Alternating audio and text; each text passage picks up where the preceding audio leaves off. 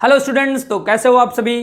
आज हम पढ़ने वाले हैं क्लास 8 साइंस का चैप्टर 3 है हमारा। इसमें हम बात करने वाले हैं प्लास्टिक के बारे में। प्लास्टिक होता क्या है, कहाँ कहाँ पे हम इसके यूज़ करते हैं, इसकी क्वालिटीज़ क्या हैं और इसके मतलब बैक्स वो साइड जो मतलब हमारे इन्वायरमेंट के लिए या हमारे लिए हार्मफुल होता है, जिसे हम कहते हैं कि एक लाभ का साइड और एक हानिकारक वाला, तो वो हम समझेंगे। और ऐसा क्या है जो प्लास्टिक का एक्सपेंशन होता जा रहा है, जो कि प्लास्टिक बहुत सारी चीज़ों को रिप्लेस करता जा रहा है, हम वो समझेंगे। तो पहले समझते हैं प्लास्टिक होता क्या है।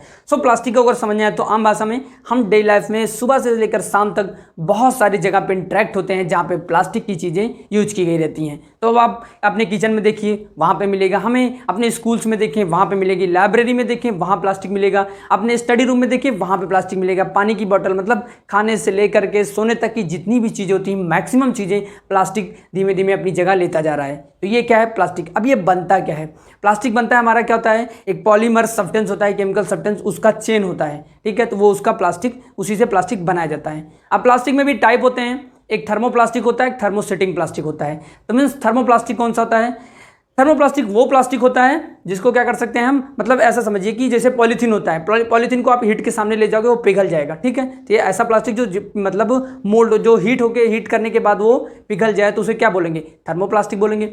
और जो हमारा थर्मोसेटिंग प्लास्टिक होता है वो ऐसा प्लास्टिक, मतलब जिससे कोई ऑब्जेक्ट बना दे, जिसको मोल्ड कर लें, तो उसको हीट करने के बाद उसको, मतलब अगर वो हीट भी हो तो वो उस तरीके से ऐसा समझिए कि वो पिघले ना। जैसे जो कुकर होता है, ठीक है, जैसे एक सब्सटेंस आपको बताएं, बेकेलाइट, मेलेमाइन, जैसे समझिए कुकर क्या होता है, कुकर का जो लगा होता है हत्था, जहाँ पे हम कुकर को पकड़ते हैं हत्थे के पोजीशन पे, तो वहाँ पे क्या होता है, वो बेकेलाइट का बना होता है। वो हीट तो होता है, बहुत नेचुरल सी बात है, बट वो क्या पिघलता है, ना ही ज़्यादा हीट को ऑब्जर्व करता है। ऐसा कह सकते हैं कि वो हीट को बहुत कम ऑब्जर्व करता है, इसलिए वो मोल्ड नहीं होता। ये सब क्या है प्रॉपर्टी, ये इसकी प्लास्टिक की प्रॉपर्टी है। ये हमारा थर्मोस्टेटिक प्लास्टिक हो गया। तो हमने समझ लिया प्लास्टिक होता क्या है, प्लास्टिक के टाइप भी समझ लिए, थर्मोप्लास्टिक और थर्मोसेटिंग प्लास्टिक। और प्लास्टिक को देखना है तो आप अपने किचन से लेकर के हर रूम में, जहाँ पे भी रहते हैं, दुकानों पे, सड़कों में, जहाँ पे हम काम करते हैं, बाहर हर जगह प्लास्टिक के प्लास्टिक दिखता है भाई। अब तो क्या है, हम तो शहर में देख रहे हैं, सड़कों पर देख रहे हैं, गलियों में देख रहे हैं, नालियों में देख रहे हैं, प्लास्टिक भरा पड़ा है। मतलब कहने का ऐसा लगता है कभी भी प्लास्टिक के कपड़े भी आने लग जाएंगे, लोग प्लास्टिक ही हो जाएंगे, चारों तरफ प्लास्टिक हो जाएगी। तो ये भी समझने वाले हैं ये ऐसा क्यों हो रहा है, ठीक है। तो थोड़ा हम उसकी क्वालिटी समझ लेते हैं। हमने समझ लिया plastic as a material of choice हमारा बन चुका है, क्यों, और हमारी मजबूरी भी है। हमें दुकान से दही खरीदना है तो वो प्लास्टिक, उसके हम रैपर पेपर वाले रैपर में ले नहीं सकते, उसको रिप्लेस किया जा सकता है जूट का ला करके, बट वो ईजिली होता है, सस्ता भी होता है। सबसे बड़ी चीज़ होती है कि प्लास्टिक बहुत सस्ता अवेलेबल है, उसका जो मटेरियल्स जो उससे बनते हैं वो बहुत सस्ते मार्केट में बिकते हैं, इसलिए प्लास्टिक बहुत ज़्यादा एक्सपेंड हो रहा है। तो मटेरियल ऑफ चॉइस बना कैसे, मटेरियल ऑफ चॉइस बनने की वजह इजीली अवेलेबल हो गया और बहुत ही कॉस्ट इफेक्टिव है, कोई भी खरीद सकता है। तो हम दूध भी लेते हैं तो उसमें मिल जाता है, सब्जी की दुकान पर जाते हैं वहाँ मिल जाता है, और हम कुछ भी लेते हैं मार्केट में, कपड़े खरीदने जाते हैं वहाँ पे मिल जाता है। अब बॉटल पानी की लो वो भी मिल जाता है। ऐसे समझिए प्लास्टिक की बॉटल है, अगर कॉपर की बॉटल है तो सस्ती कौन होगी, प्लास्टिक वाली। ईजिली हम सोचते हैं कि हम इसमें भी 1 लीटर पानी भर ले रहे हैं इसमें, तो हम क्यों ना सस्ते वाली ले लें। तो प्लास्टिक ने क्या किया, कॉस्ट उसका जो सस्ता होने की वजह से, कॉस्ट इफेक्टिव होने की वजह से वो उसने क्या किया, सारे मटेरियल्स को अनदर मटेरियल्स को रिप्लेस करता गया। तो ये हमारा मटेरियल ऑफ चॉइस बन गया, ठीक है। अब थोड़ा हम इसकी प्लास्टिक की क्वालिटी समझ लेते हैं। प्लास्टिक वेट में क्या होता है, लाइट होता है, लाइट वेट होता है, हल्का होता है, और उसको पोर्टेबिलिटी होती है, एक स्थान से दूसरे स्थान पर हम ले जा सकते हैं। ये चीज़ हुआ, लाइट वेट हुआ, और थोड़ा सा अट्रैक्टिव भी होता है, बहुत अच्छा भी लगता है। अब तो बहुत सारी डिज़ाइन करके आने लगी हैं, तो इसलिए हमारा मटेरियल ऑफ चॉइस बना, और ये इसकी जो क्वालिटीज़ थी उस वजह से। तो हमने ये समझ लिया। अब हम ये समझते हैं कि प्लास्टिक हीट का जो पुअर कंडक्टर होता है, इसका बहुत अच्छा एग्जांपल अपने घर में देखिए। जब जैसे हम स्विच ऑन करते हो तो जरा सोचिए को जो स्विच बना होता है हमारा बोर्ड और स्विच, वो किसका बना होता है, किस सब्सटेंस का, प्लास्टिक का भाई। तो इसलिए हम कह सकते हैं कि प्लास्टिक हमारा हीट का पुअर कंडक्टर होता है।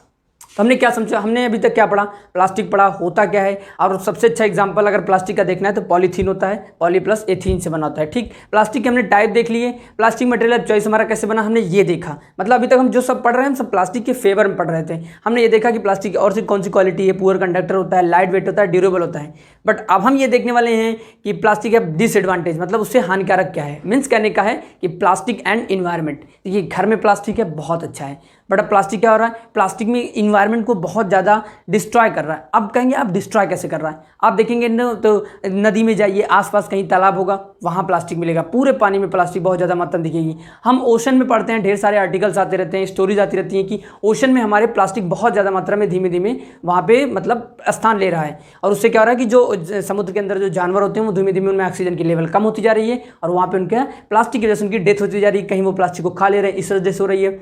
और गलियों में क्या होता है, जो गाय घूमते रहती हैं, जो जानवर होते हैं अंदर, कुत्ते वगैरह होते हैं, और गाय सबसे ज़्यादा तो गाय होती है, प्लास्टिक की जो पॉलीथीन होती है उसके अंदर कुछ खाने पीने की चीज़ें फेंक दी जाती हैं उसमें पैक करके, या जो कूड़ा फेंक दिया जाता है, तो क्या होता है वो गाय खा लेती है और उसके आंत में चिपक जाता है पॉलीथीन, उसके अंदर जाके उसके डाइजेस्टिव सिस्टम में जो पॉलीथीन होता है वो चिपक जाता है, तो वो मर जाती हैं। तो ये बहुत ही बड़ा हार्मफुल साइड है।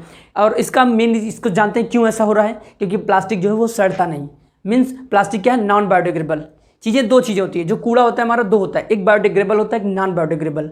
ऐसे समझिए जैसे आलू है, आलू जैसे सड़ गई, आलू सड़ जाती है, किचन की खाने पीने की चीज़ें सड़ जाती हैं बहुत जल्दी, मतलब वो चीज़ें जो जल्दी से डिकम्पोज जाती हैं या थोड़े समय बाद डिकम्पोज हो जाती हैं, तो उन्हें बायोडिग्रेडेबल बोला जाता है। बट प्लास्टिक एक ऐसा सब्सटेंस बन गया है, मतलब है तो बहुत अच्छा ऐसा बोला जाए, अगर हम डेली उसका इतना यूज़ कर रहे हैं, मतलब इतने यूज़ में आने वाली चीज़ों को हम ये बोल रहे हैं कि हमारे इन्वायरमेंट को, इवन वो ह्यूमन बीइंग के ऊपर एक क्वेश्चन मार्क लगा रहा है। ऐसा टाइम आने वाला है कि बहुत बड़ा प्रॉब्लम क्रिएट करेगा कि हमारी लाइफ में ह्यूमन का एग्जिस्टेंस पे पूरा वो एक क्वेश्चन मार्क कर रहा है कि हम प्लास्टिक को नहीं रिप्लेस करते तो आने वाले टाइम में सिर्फ प्लास्टिक ही शायद बचे, ह्यूमन बींग्स ना बचें, क्योंकि ये नॉन बायोडिग्रेडेबल होता है। नॉन बायोडिग्रेडेबल का मतलब वो चीज़ें जो डिकम्पोज नहीं की जा सकती, कोई भी बैक्टीरिया नहीं उसको डिकम्पोज कर देगा, और प्लास्टिक डिकम्पोज होता नहीं, क्योंकि वो क्या है कि बहुत ज़्यादा लॉन्ग टर्म लेता है। इवन समझ लीजिए 100+ ईयर, 1000+ ईयर से ज़्यादा टाइम लगेगा कि प्लास्टिक डिग्रेडेबल में आएगा, मीन्स सड़ने की स्थिति में आएगा। सो इसलिए हार्मफुल है। इसका एक अल्टरनेट ऑप्शन हमारे पास यह है, हम इसको क्या करें, रीयूज़ करें, दोबारा इसका यूज़ करें ज़्यादा से ज़्यादा, और इसको रिड्यूस करें,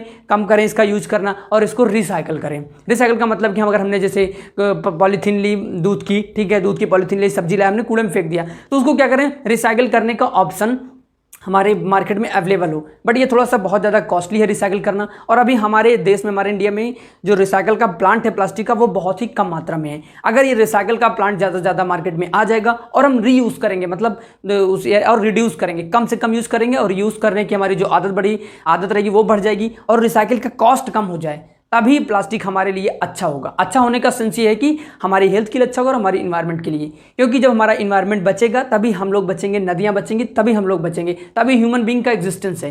कहीं ऐसा ना हो जाए कि बहुत देर हो जाए और नदी और नहरों झीलों के स्थान पर हमें सिर्फ प्लास्टिक ही प्लास्टिक दिखे, तो ये हम ह्यूमन बींग्स के लाइफ पे एक बहुत बड़ा क्वेश्चन मार्क बन सकता है। तो इसको सोचिए, हम आप अपने स्तर पर क्या कर सकते हैं। मैं तो भाई पालन करता हूँ कि ज़्यादा से ज़्यादा कोशिश करता हूँ कपड़े के थैले यूज करूँ और प्लास्टिक का कम से कम यूज करूँ, ये हम सबकी कोशिश होनी चाहिए, ठीक है। तो आप, आई होप आपके डाउट क्लियर हो गए होंगे। सो इस वीडियो को अच्छे से देखिए और बुक को रीड करिए, क्योंकि इससे वीडियो देखने से और बुक को रीड करने से आपका स्वयं का कॉन्सेप्ट बनेगा, शायद ही कोई आपको आइडिया आ जाए, आप अपने घर में प्लास्टिक का जो यूज़ है इसको रिड्यूस करें, ठीक है।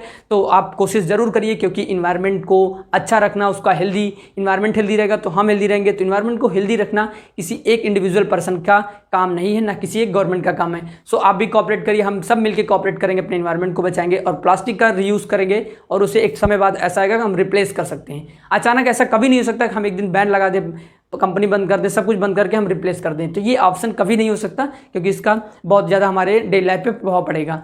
तो आई होप आपके डाउट क्लियर हो गए होंगे। सो वीडियो को जरूर अपने दोस्तों के साथ शेयर करिए और चैनल को सब्सक्राइब कर दीजिए। तो मिलते हैं अगले वीडियो पे, तब तक के लिए goodbye, take care and thank you so much.